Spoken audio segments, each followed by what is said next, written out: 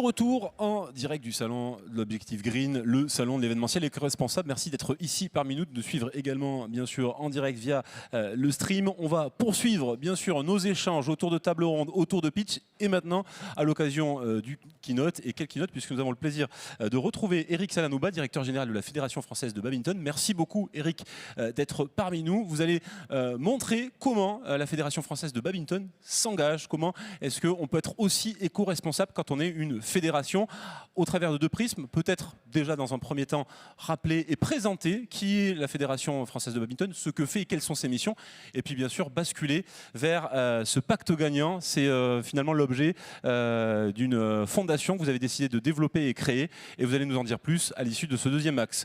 Eric, je vous laisse le soin pendant 30 minutes de nous présenter tous les travaux que vous menez avec la Fédération française de badminton. Merci beaucoup, merci bien.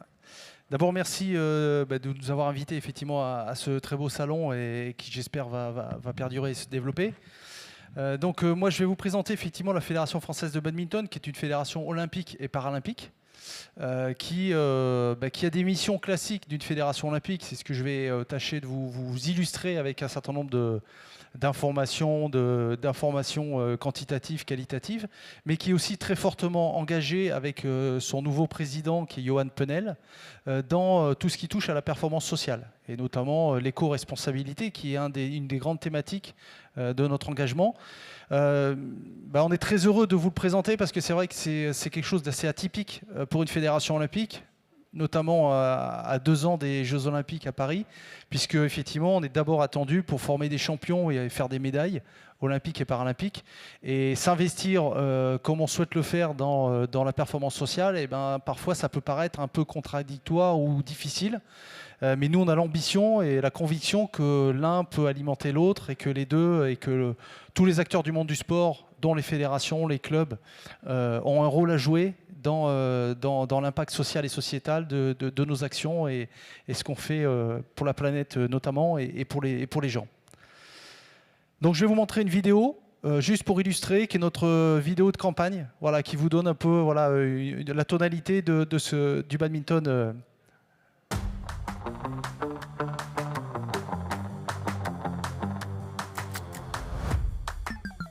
Trop de consoles, non, c'est nul. Moi, je préfère aller jouer avec mes copains au badminton, c'est beaucoup mieux. Faire des différences. Au badminton, on joue tous ensemble, peu importe l'âge, peu importe le sexe, peu importe le handicap. Ce qui compte, c'est d'être ensemble. Not bad. Grasse matinée, pas pour moi. Bad. Je préfère être sur le court que dans mon lit. Tu tournes en rond dans ta ville. J'ai été tellement bien accueilli dans mon club de badminton, tout le monde a été super. Rester entre papy et mamie tous les jours. À mon âge, pouvoir jouer avec tous les âges, c'est top.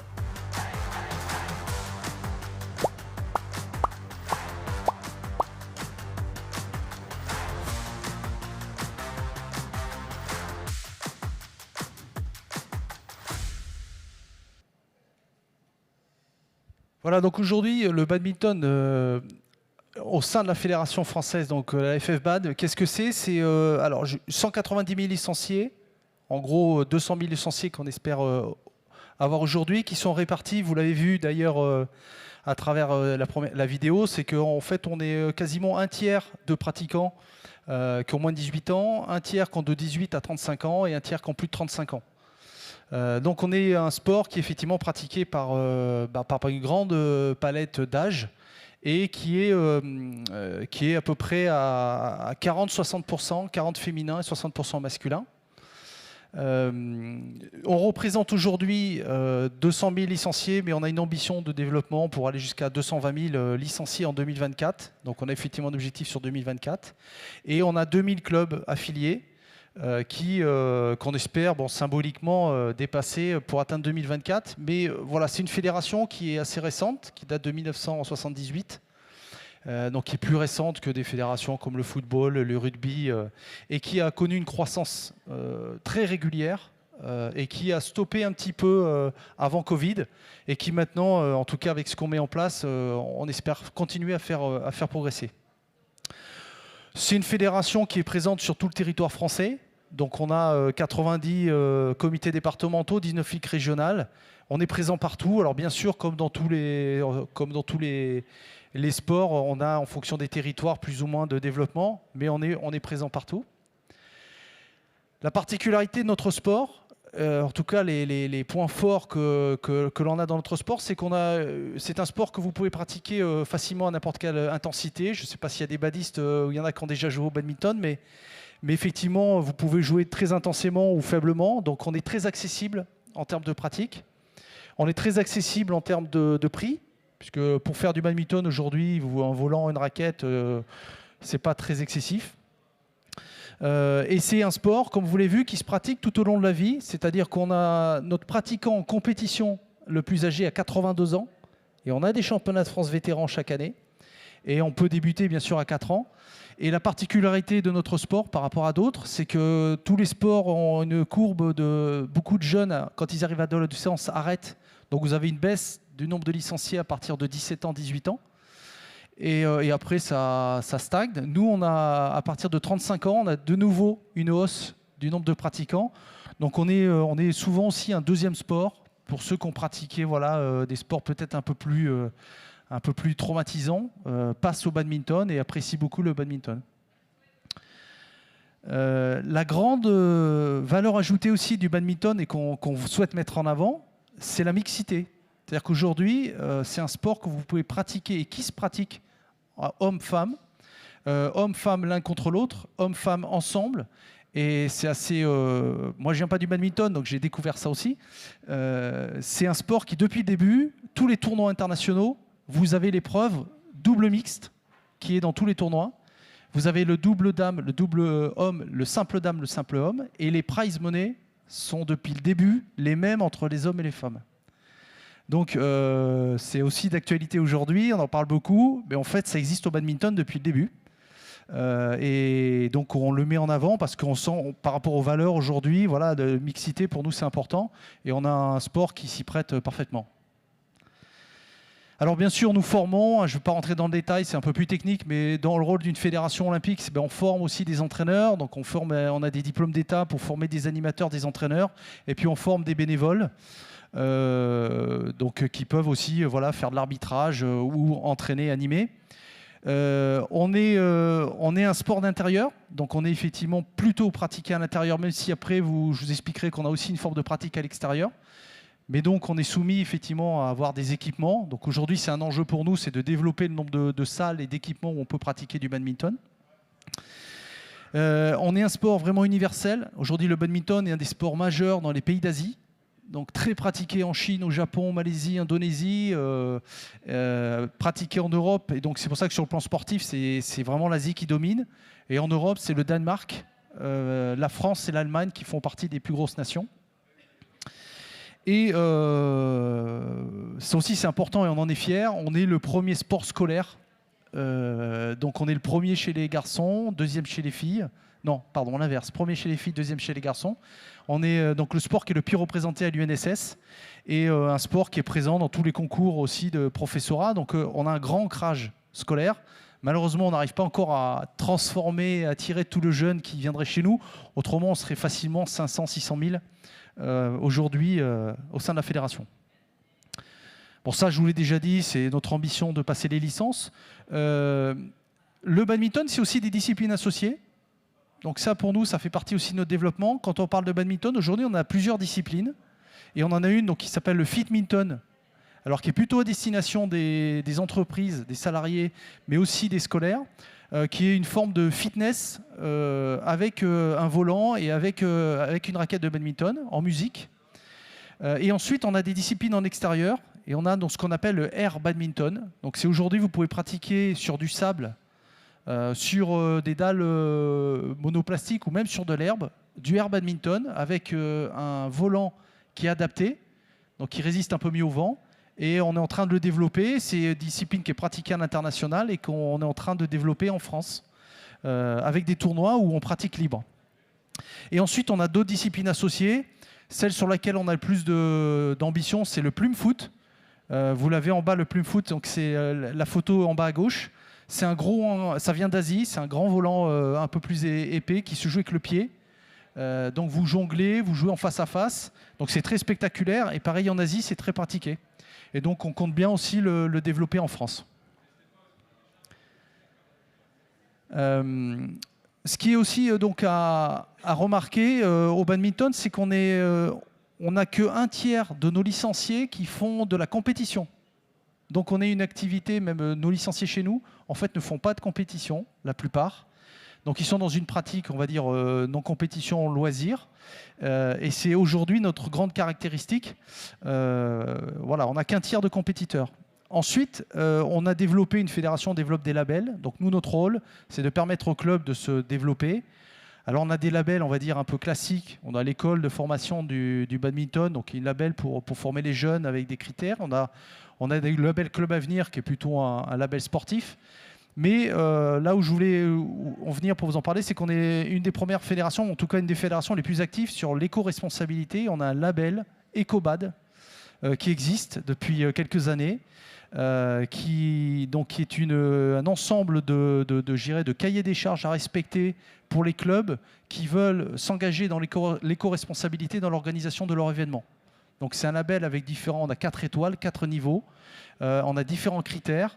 Et aujourd'hui, on a même une formation, donc une formation pour organisateurs d'événements avec éco-responsabilité, qui est reconnue. On a d'ailleurs conseillé et formé d'autres fédérations sur ça.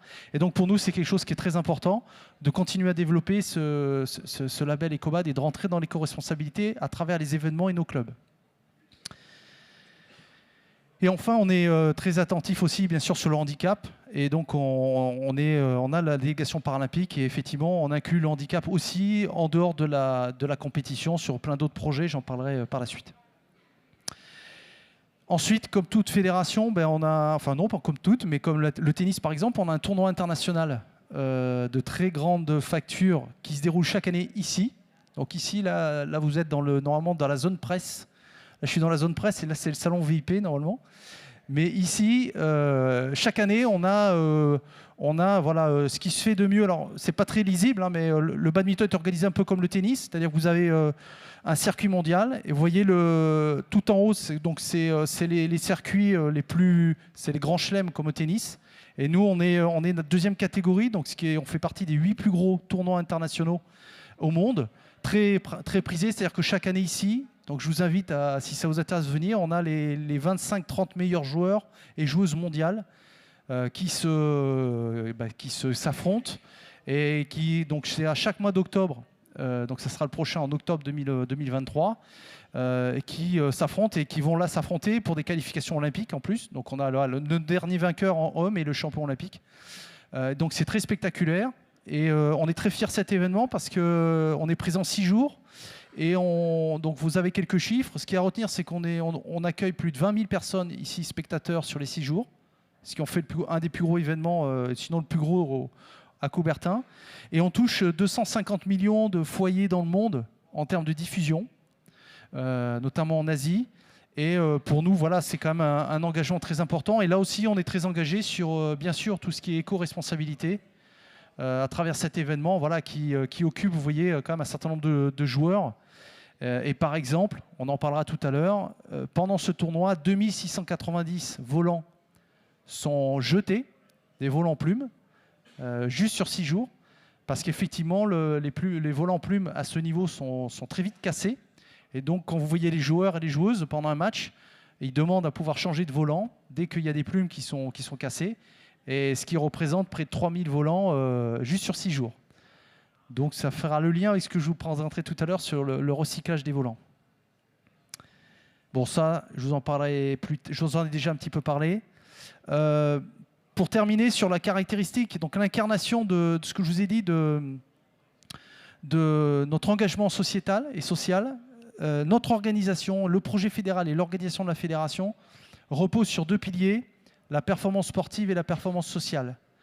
Donc aujourd'hui, on est une commune entreprise, on a 75 professionnels et l'approche de notre président et de toute son équipe, c'est de dire que le badminton ne doit pas être considéré comme une finalité, c'est-à-dire qu'on ne va pas dans un gymnase pour taper dans un volant, mais comme un outil pour avoir contribué au bien-être, favoriser l'insertion sociale, l'insertion professionnelle, acquérir des savoir-faire et voilà, avoir un impact sociétal et social et utiliser le badminton juste comme un outil.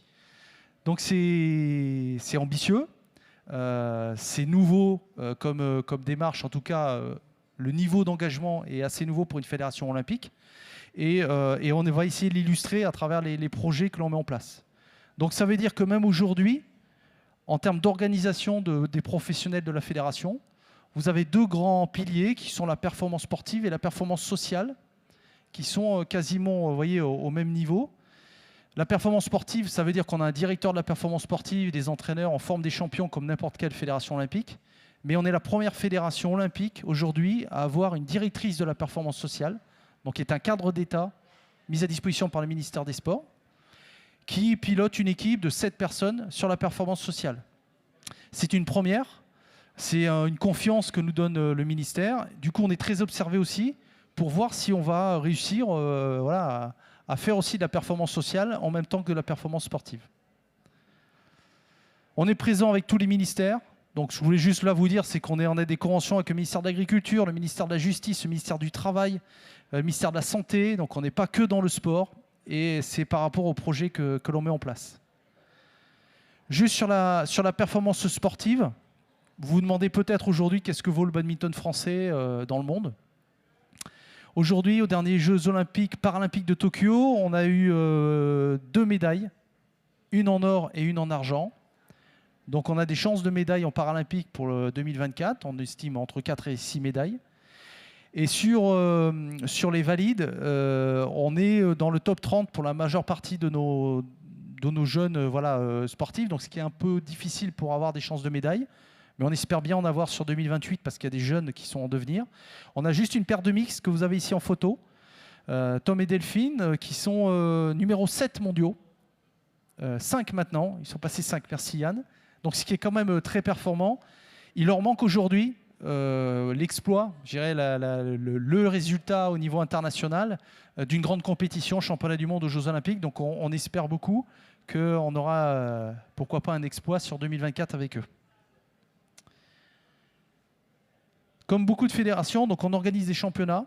Donc nous, on organise 5 championnats nationaux chaque année. Les jeunes, l'élite, donc on va dire classique, un championnat de France jeune, championnat de France élite, donc pour les meilleurs. Mais on a aussi un championnat de France vétéran. On a un championnat de France para-badminton, hein, qui va se dérouler d'ailleurs très bientôt. Et puis on a un top 12, c'est-à-dire qu'on a des interclubs. Et en fait, on a des clubs qui s'affrontent dans un top 12 comme vous l'avez en sport collectif. Voilà, donc c'est des journées et puis vous avez aussi un play-off avec un champion. Alors maintenant, donc la performance sociale. On va se rapprocher de thématiques d'aujourd'hui. Donc notre programme de performance sociale repose sur 4 piliers que vous avez ici à l'écran. Donc l'éducation, la citoyenneté, la santé et le bien-être, l'inclusion et l'innovation sociale et l'éco-responsabilité. Ça veut dire qu'aujourd'hui, on a un programme de performance sociale avec un certain nombre d'actions, d'objectifs qui sont écrits. Comme je vous l'ai dit, on a des professionnels qui travaillent à temps plein pour aider les clubs, favoriser voilà, ce genre de projet dans tous les clubs, dans nos 2000 clubs. Et la fédération s'engage sur un certain nombre de programmes qui vont dans ces thématiques. On a aussi l'ambition d'être la première fédération olympique à être entreprise à mission. Donc on est en train de réformer nos statuts et en espérant obtenir le label, soit un label sur l'économie sociale et solidaire, soit le label entreprise à mission. Et on est un des fondateurs de l'Agence nationale de la performance sociale pour le sport, qui est une agence qui a été créée il y a 2 ans, qui a pour mission de porter avec le ministère tout un tas de projets qui touchent à ces thématiques dans le monde du sport. D'ailleurs, la NPSS est logée au siège social de la fédération. Et donc, pour aller encore plus loin sur le portage de ces projets, on a créé il y a 2 mois une fondation qui s'appelle la Fondation Impact Gagnant, qui a pour objectif, je vais vous l'expliquer après, de porter tous ces projets, d'être présent dans un écosystème qui n'est pas connu, en tout cas sur lequel on n'a pas l'habitude d'aller, qui est l'écosystème de l'éco-responsabilité, de l'économie sociale et solidaire, et de toucher des mécènes. Qui a pour aussi objectif de favoriser les projets, la prise en main d'un certain nombre de projets par nos clubs et d'autres clubs. L'autre chose sur laquelle on s'est engagé aussi il y a 2 mois, en parallèle, c'est qu'on a signé un partenariat avec la chaire Entrepreneuriat, Innovation, Impact de l'ESSEC pour 3 ans, entre 3 et 4 ans, pour créer un référentiel de mesure de l'impact social et sociétal des actions qu'on va faire et qu'on va mettre en place au sein de nos clubs et de valoriser financièrement cette action. Le grand jeu pour nous, c'est bien beau de dire on va faire de l'éco-responsabilité, on fait des choses sur les événements ou dans différentes actions, mais comment on mesure et comment on peut être certain que ce que l'on fait a un vrai impact social et sociétal, j'irais, au final. Et pour nous, culturellement, c'est impactant parce qu'on est dans le monde sportif, dans le monde du sport de haut niveau. Là, la mesure, elle est très simple, hein. C'est la culture du résultat en permanence. Vous êtes champion, vous n'êtes pas champion. Vous pouvez tout de suite mesurer la qualité de ce que vous faites.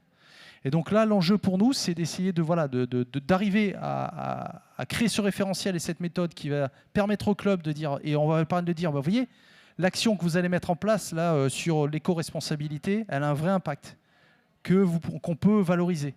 Et d'inciter nos clubs, du coup, après à venir s'affilier chez nous, aussi pour ces actions qu'ils pourraient mettre en place, et pas uniquement pour pratiquer du badminton. Donc on est engagé dans 2 consortiums, un projet d'inclusion par le sport avec 7 autres fédérations. Donc on a un club, le Volant Byzantin, qui est très, très inclus. Donc ça, c'est dans les quartiers prioritaires des villes. On va accompagner 2000 jeunes à travers cette fédération pour retrouver une intégration sociale dans la société par le sport. On est aussi parmi les 5 fédérations qui sont très actives sur un programme qui s'appelle du Stade vers l'emploi. Donc là, clairement, il y a une journée d'animation où vous avez des recruteurs qui sont face à des demandeurs d'emploi, mais qui vont, dans un premier temps, pratiquer du sport sans savoir qui ils sont. Donc habillés normalement et sans savoir qui ils sont. Ils jouent ensemble, donc ils vont faire du badminton, et puis il y a d'autres sports. Et puis à la fin, à la deuxième partie de journée, ils font les entretiens d'embauche. Là, c'est pareil, on est dans aussi, l'important pour nous, c'est de mesurer, est-ce que ça a plus d'impact que des entraîneurs, est-ce que ça a un intérêt. Pour l'instant, ça fonctionne plutôt bien. Et on a un projet qui s'appelle Impact 2024, donc qui est porté par Paris 2024, qui est aussi axé sur l'éducation et l'éco-responsabilité. C'est un certain nombre d'actions sur lesquelles on est soutenu, qu'on met en place jusqu'aux Jeux Olympiques et après.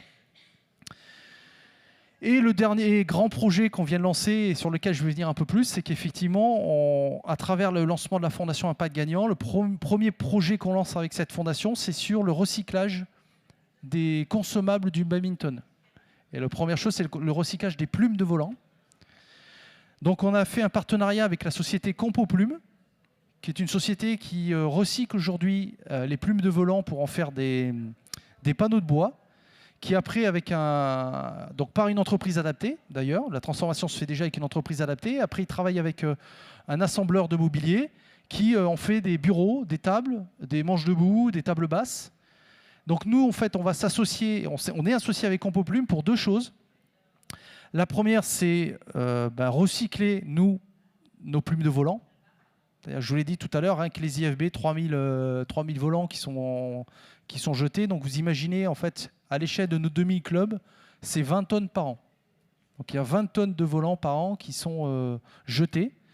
Et donc nous, on va s'engager, la fédération, à recycler tous les volants en plumes de nos pôles France, de nos pôles Espoir et de nos événements, donc IFB, championnats nationaux, et de permettre à tous nos clubs de pouvoir le faire gratuitement.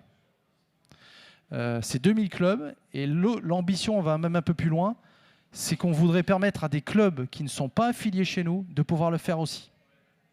Puisque je ne vous l'ai pas dit, mais le badminton a cette particularité, c'est qu'on a beaucoup de clubs qui font du badminton qui ne sont pas affiliés chez nous, mais qui sont affiliés soit dans d'autres fédérations, soit dans aucune fédération.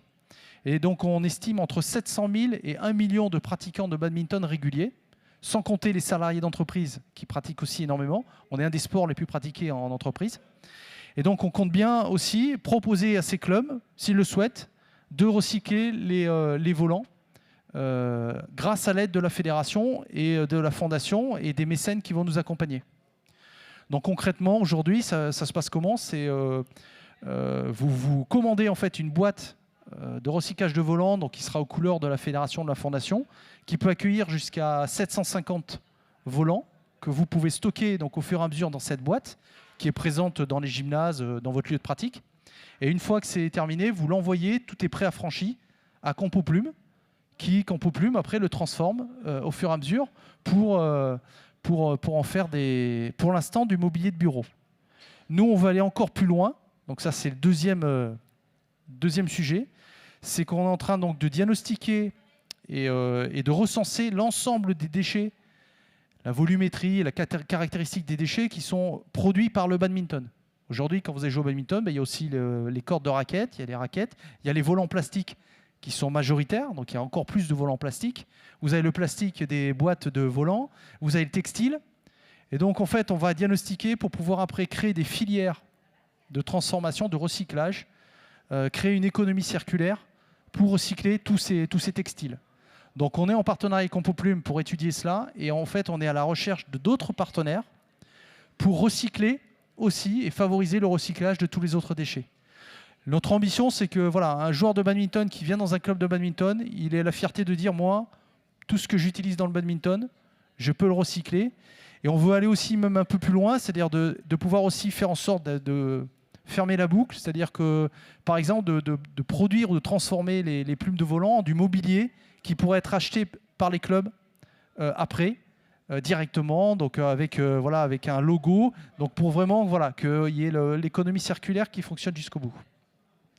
Donc ça, on le lance cette année. Et on est à la recherche, bien sûr, de mécènes qui puissent nous accompagner pour toutes ces actions. Et je crois que j'ai terminé. Oui, j'ai terminé. Et c'est à ce moment-là, Eric, que l'on va s'adresser au public et à l'audience pour savoir si certains d'entre vous ont des questions à poser au directeur général de la Fédération française de badminton. Pas de remarques, cela veut dire que c'était très clair. En tout cas, on retient une chose, c'est que maintenant, il y a une direction de la performance sociale au sein d'une fédération comme la vôtre, engagée justement sur des sujets d'éco-responsabilité. Ils étaient très concrets, ces cas d'usage. Et on vous remercie pour votre présence et d'avoir justement montré toutes les actions de la Fédération française de badminton. Un dernier mot. Allez les Bleus, vous parlez de Paris 2024, on espère que... On est d'accord. On espère qu'ils vont revenir avec plein de médailles. Allez les Bleus, merci infiniment. Merci bien. Merci à vous de nous avoir suivis. On va naturellement vous retrouver dès demain à partir de 10h30, puisque vous le savez, Objectif Green continue dès demain, vendredi 6 janvier, table ronde de demain, qui traitera l'événementiel, bien sûr, sobriété dans l'événementiel ou comment créer de l'émotion décarbonée. On y reviendra dès demain avec cette table ronde.